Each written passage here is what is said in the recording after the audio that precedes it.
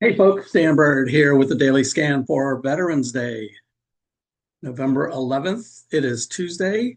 I want to thank all of our veterans for your service.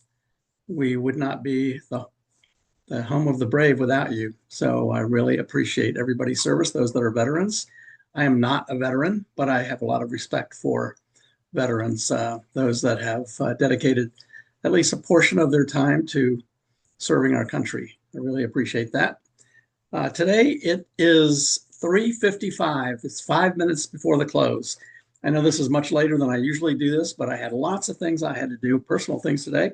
So I thought I would do it right at the close. Well, this will actually run right through the close, so we'll see how it ends up. And I want to actually look at it before the close happens. So let's do that right now. Go to the charts page and take a look at the 10-minute chart, see what the market's doing. I don't think it's really been doing very much today. Here's the S&P gapped up in the morning and continuing to move higher slowly. So it's up slightly, but that's in the right direction at least. Money flow looks okay. Technology actually is moving down. Discretionary is pretty much flat. Communications is perking up a little bit, but you can see in general, these three aggressive sectors are down. So I think the rotation might still be going on out of technology. Let's look at the defensive sectors, see what they look like. Now remember, we're 5 minutes before the close right now. So we have blue bars right back until 1:30. So the market really has done nothing. Blue just means neutral. Green, of course, is both the trend and momentum is up, and red is both trend and momentum is down. So the defensive actually staples is perking up, real estate up a little bit, utility slightly down. So I think the rotation, excuse me, is still going on out of technology. There's financials, healthcare is up, industrials, materials flat. This is gold. Gold actually is doing pretty well. Last couple of days, energy looks like one of the big winners for today. Rotation, growth versus value is lower. Discretionary is lower. Technology is lower. Semis are lower. So all the aggressive areas are rotating out. So keep that in mind, even though we're above, S&P is above the 21, which we like to see. And breadth is starting to perk back up again. So percentage of stocks above the 20 are now more than 50%. It's at 54% right now. And above the 50 is right at 50%, almost exactly. Bullish percent index is starting to move higher as well. For the Russell 2000, it actually looks a little bit worse than the S&P. You can see right here, the S&P is a better place to be today. Mid caps and small caps pretty much flat or slightly down. But this looks a lot different than the S&P. So in this case, we actually went down at the open and came back up, but we still have not been able to get back to Monday's open on the Russell. Whereas on the S&P, it looks like this. We are well above Monday's open. So the S&P gapped higher, pulled back a little bit, but then continued to go up. Notice it's got a red bar right now as we head into the close. It's 3:58, 2 minutes till the close. Let's take a look at the NASDAQ 100. You can see it's got a red bar right now as well. These are 10-minute charts, so this is the last 10 minutes of the day. Turning red. Up volume minus down volume has been red all day for the NASDAQ 100. So there's not much conviction. It actually went down. S&P looks better than all of them. So the NASDAQ 100, this is really where the technology stocks are. And we saw with technology, the rotation looks like it's out of technology. Even though the VIX is very low, it's at almost down to 17.3. It's almost below 17 again. So the VIX is very low, but the NASDAQ 100, where most of the technology stocks are, is not looking that great. You can see breadth over here, much different than the S&P. Stocks above their 20-day are continuing to move down.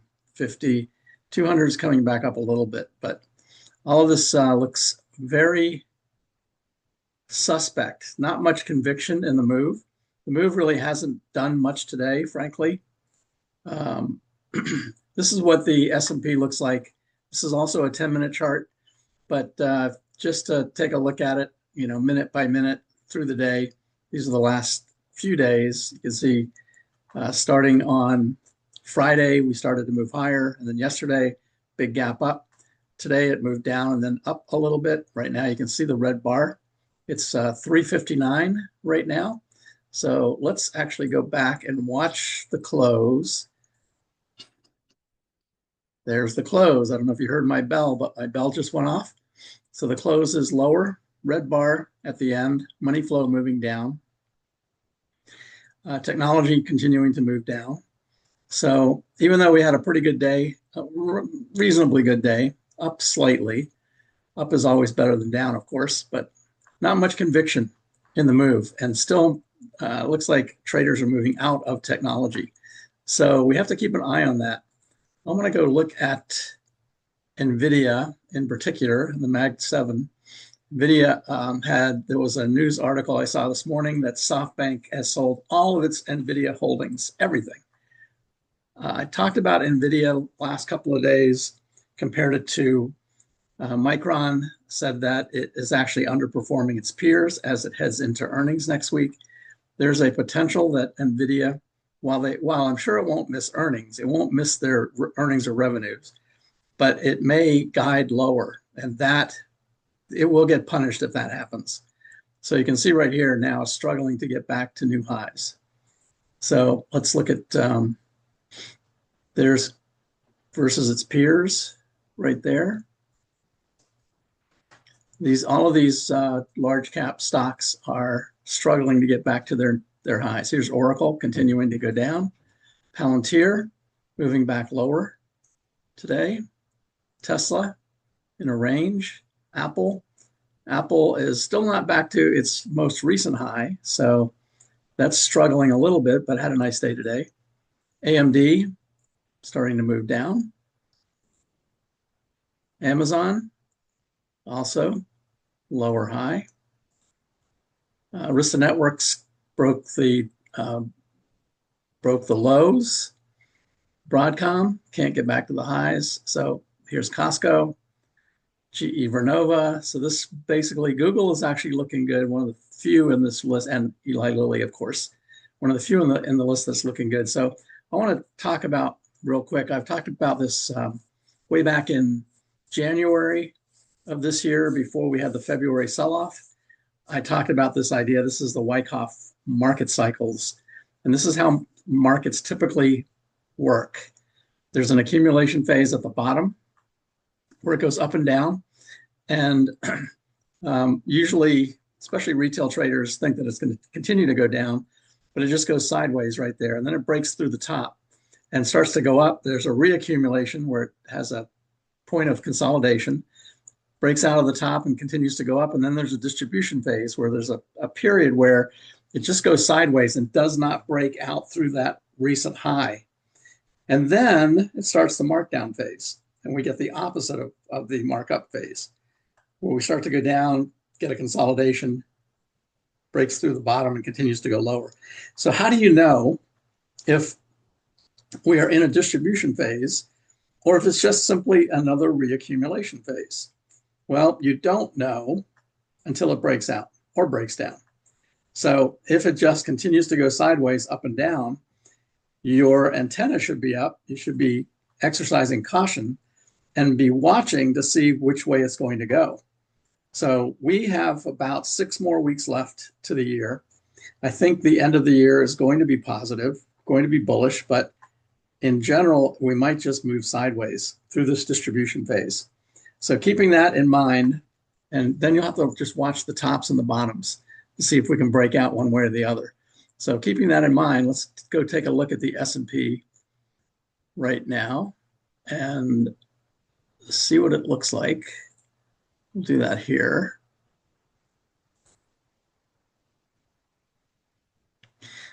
So right through here, this could be a distribution phase. So how do we know whether it is or not? So it came down, formed a hammer 3 days ago, and it started to move back up. So it went down near the bottom of that sideways channel and then started to move higher. let me look at it here. We'll look at it a different way. So this could be the start of a distribution phase, but we don't know until it breaks out through the top. This is a longer view of it. So you can see right here, the uptrend right here. Here's February. We did the same thing. We went up and then we went sideways from December through February. And I was talking about this back then. And then we broke through the bottom and continue to go lower. So right now, we don't know if this is a distribution phase until we break one way or the other. And that break is what will tell us whether we're starting to move down again. Right now, everything looks okay. In fact, if I look at the portfolios page, for those that are following the market timing strategy, both of them are still long. Both the daily and the weekly are still long. They have not switched over to go to cash yet. For those that are subscribers, you can watch this every day. This gets updated every single day. And if we look at the weekly chart, you'll see that we're quite a ways away. It's got to get down here to the 21-week EMA before it goes to cash. This is a long-term trend. So the idea of this is to stay in it, even though you might get some times when it starts to sell off. But the idea is to stay in it long enough to get to a year and 1 day so that you get long-term capital gains. Now, this began in May. So we'll see if we can make it to next May before it breaks. But right now, still looking really good. Still definitely in the long phase. Has not broken down to cash yet. The orange arrow right here is Turner Capital. Turner Capital actually does this for their clients. And for those that are clients, I think you need a minimum of $1 million. And they will manage your money for you and do basically exactly what I'm showing you here. Or you could just subscribe for $99 for a year and do it yourself. So that is the daily view. I'm sorry, that's the weekly view. So it's been long since May 5th. It's up about 21% if you were just long the S&P. If you would use one of these leveraged ETFs like the 3X ETF down here, you would be up 63%. So pretty nice run since May 5th. That's about 6 months or so. So let's look at the daily, because that one will move more quickly. And for those that don't want to stomach the downtrend on the weekly chart, the rule for this one is it has to close below the 21, which it did right here, right there. And it has to close below the chandelier exit, which is this dotted line right here. Even though it went below it, in fact, it went below the 50-day, did that 3 days ago. It did, that was Friday. It did not close below it. In fact, it came all the way back up and closed above it. So it did not give a go to cash signal. Now it did give it over here, so because you can see it closed below both of those right there. So this is what I mean by it can give you some whipsaws and move back and forth. But this one went to cash right there, but it went back long right here. So now it's long again. And it did not go to cash right here because it did not break the rules. So that's all you really need to do is to watch this every day. Just tune into it, see what it's doing.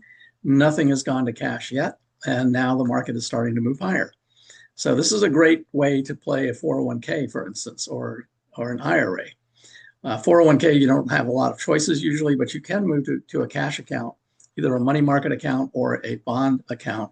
So move out of the market and into cash. So your equity curve will be up and sideways and up and sideways. So you don't have to have the up and down and then start from a lower place to try to build back up again. That's the way this works. So a really great tool, especially if you have a 401k. All right. One question that I had from yesterday is about the Hindenburg omen and the Titanic syndrome, it's called. So let's take a look at those. Both of those are here on the website, the bottom of the page. Hindenburg omen and the Titanic syndrome. If you want to read about each of those, you can see them right here. In doing some of the research, I found that the omen's rate of success is estimated at only 25%. Now, there's some controversy here because some traders really believe in it. I will say that at every top before an extended downtrend, there has been a Hindenburg omen. So from that perspective, it's been pretty accurate. However, I will also say that the Hindenburg omen has triggered many times when there was no top. So the market just kept going higher after that. It might have pulled back a little bit, but it just kept going higher after a Hindenburg omen. So some have modified it slightly, saying that there needs to be 2 Hindenburg omens within 30 days, and then 40 days after that is when the market rolls over, things like that. And that certainly seems valid. Now, the Titanic syndrome is a little different, a little bit looser criteria. You can see, if you just, for those that are subscribers, you can just click on the link and it will explain the Titanic syndrome.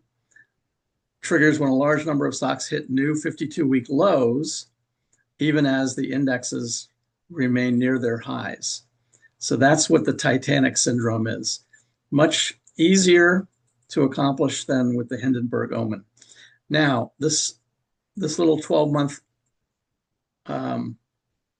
link right here will show you both on one chart. So this is something that Stock Charts allows you to do. It actually has a indicator for it. This is the Hindenburg omen up here, exclamation point BINAHOD, Hindenburg omen daily. And the Titanic syndrome also has an indicator. It's exclamation point BINATS 1988D. So this is for the NASDAQ. That's what the N8 does. They have one for the NYSE as well. Make this a little bit bigger. So the Hindenburg omen, 3 things have to happen. And basically this chart tells you how many of those 3 things have actually triggered. So if it's completely blank, that means none of them have triggered. So we'll start with the Hindenburg omen. Number 1, the index needs to be above its 50-day moving average. There's some controversy here as well. Basically what it says is that the index has been in an uptrend, and that can be measured by either it's above the 50-day moving average or the 50-day rate of change is positive. Either one of those, but both of those typically will happen at the same time. So in my case, I'm using the 50-day moving average because it shows you that the market is in an uptrend. By the way, on Technical Tuesday, which I'm not going to do tonight because it's Veterans Day and I'm going to some events, but I will do it next week. And a subscriber suggested that I do it on rate of change. So that's what I'm going to do next week. I'll talk about the rate of change indicator. I'm also going to show in Thinkorswim how to set up a watch list and how to extract some of the best stocks to put in a watch list and then create scans for that in Thinkorswim. So I'm going to cover both of those things next Tuesday on Technical Tuesday. The second component of the Hindenburg open is the McClellan oscillator, which is you can see it in light right down here. McClellan oscillator, which essentially is a moving average of the advance and decliners, in this case for the NASDAQ, that needs to be below 0, meaning there are more decliners than there are advancers. And the longer that stays below 0, the more accurate or more weight the Hindenburg omen has. The third component, and this is usually the hardest one to accomplish, NASDAQ hits new highs and new lows. So it has to hit them both. That shows indecision or confusion with the market. So it has both new highs and new lows at the same time. Now, there's also some controversy or some differences of opinion on where those should be. In this particular case, and this is Stock Charts components, 2.5%. Some say 2.2%, which will give you more signals. Some say 2.8%, which would give you fewer signals. But in my case, I'm using 2.5% down here. And so what you can see is the first one is pretty easy, above the 50-day moving average. Notice back here when we have none of the three are being satisfied, you can see that the index is below the 50-day moving average. That's the reason. So this is the first level here. That's the 50-day moving average. The next level, which is a little bit easier to accomplish, which is the McClellan oscillator. So if it's above this, it means it's above its 50-day, and the McClellan oscillator has gone below the zero line, meaning it's negative. So you can see right now it's been below that for quite a while, similar to what it was back here in July, actually. So the McClellan oscillator has been negative for a while. The third one, which is both new highs and new lows, that's the one that's harder to accomplish. And what you can see up here is that these vertical lines, this is for I think this is a daily. So this is a daily chart. So these are days in a row. So there are right here, there are like 2 days in a row. And then we skipped a day and then another day and another day. So 4 of these on the Hindenburg Omen within 30 days is a really valid signal. So this is one that actually might be more valid than most. You can see how many times the Hindenburg Omen actually goes up and satisfies all 3. But we don't get a downtrend every time that happens. Now we did back here, you can see it hit twice within 30 days, and that's just before the February sell-off. So we want to see it hit twice. That's the minimum. In this case, it's hit 4 times, actually 5 times. 4 times. 4 times within 30 days. So that might be a valid signal. Now the Titanic syndrome, this is simply the market makes new highs and a large number of stocks make new 52-week lows. So you can see the red line back here is the Titanic syndrome. So it triggered right back here. So the market's making new highs and there are new lows down here at the same time. So both of these triggered right here in October. Basically with all of these triggering at the same time, it might actually have a lot of credence that we might be getting a downtrend within 40 days. Now 40 days puts us somewhere near the end of the year or the beginning of next year. But right now, this might be saying that that downtrend is coming. Now, again, you can't rely on this completely. It's an interesting indicator. It's certainly interesting from the perspective that it has, every time there has been a sell-off, a big downtrend, it has always hit. It's been very consistent with that. But it's also hit many times when there is no downtrend or there'd be a very small downtrend. So keep that in mind. Here's the Titanic syndrome back here as well. So that's what it looks like right now. Anybody that is a subscriber can come and look at this anytime you want, just to see what it might be looking like right here on the charts page near the bottom. All right, that is the Hindenburg. Hopefully that helps a little bit. Let's go back now that the market is closed, been closed for 20 minutes. Let's go, I want to go back and look at how it looks after the close. First, we'll try the S&P. S&P continues to go higher. Nice white candle right there. So it's heading up towards the expected move up there at the top.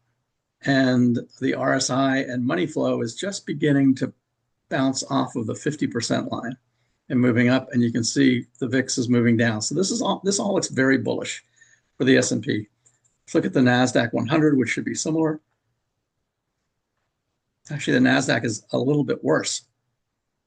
So yes, it actually has a spinning top, which is indecision. So for the NASDAQ, which is those technology stocks, this one is looking a little bit more suspect. It was not higher like the S&P was, and this I showed in the original charts. And the relative strength, while it's above 50, it's starting to roll over again. So a little concerned about the NASDAQ 100 right here. It has not made it back to its previous highs. Let's look at the Russell. See what that looks like now. It also did not make it back to yesterday's high. It did bounce off the 50, went up a little bit today. Very low volume though. So there's not a lot of conviction in this move. And the 8-day still has not crossed above the 21. So that is, all of this is suspect. I'm actually concerned with how this is going to play out the rest of the week. And finally, let's look at Bitcoin because it can give us a proxy of what's going on. And Bitcoin actually is moving down. It went up and touched the 21 almost perfectly and then reversed and heading lower. So this area down here at, this is about 99,000 right down here. You can see I talked about this. It hit here 3 times in a row, 3 times in 4 days. If it breaks that, then it is probably headed down to 90,000 and maybe even to 80, which is the next level below that. So this is not actually a good look for the overall market because the market is highly correlated to Bitcoin, which you can see on the charts page under this little Bitcoin section over here. You can see Bitcoin correlation with the NASDAQ, which triple Qs. You can see right here, when it's up here, right now it's 77% correlated. So when it's in this green area above 50, that means it is highly correlated between Bitcoin and the NASDAQ 100. So whatever Bitcoin does and the NASDAQ is likely going to follow. So up here, you see the NASDAQ 100 is the orange line. Bitcoin is actually rolling over first. So that could imply that the NASDAQ 100 is going to roll over here soon as well. It's still staying right above this. This is a 65-day moving average, which essentially is a weekly. So you can see right here, 65-day moving average, and then it's an extension, a 3-day extension beyond that. That's what puts it out a little bit further out here. But that is a very critical support line for Bitcoin.